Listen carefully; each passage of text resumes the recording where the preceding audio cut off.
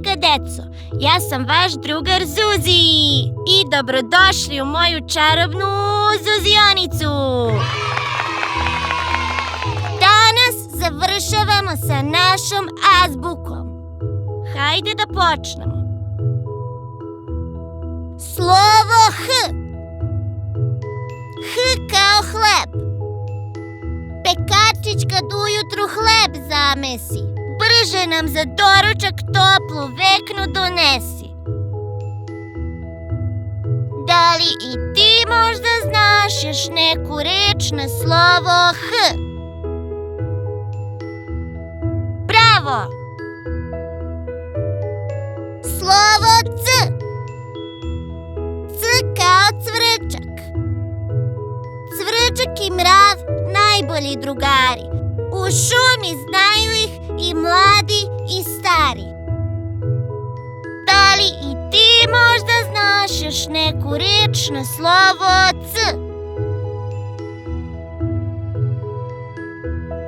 Super! Slovo Č. Č kao čamac. Dok rekom plovi čamac drveni, oko nas su svi predeli veličanstveni. Da li i ti možda znaš još neku reč na slovo Č? Jupi! Slovo Dž. Dž kao džemper. Zimi nam celo telo čuva, kad hladan mraz i vetar duva. Da li i ti možda znaš još neku reč na slovo Dž? Odlično! Slovo Š.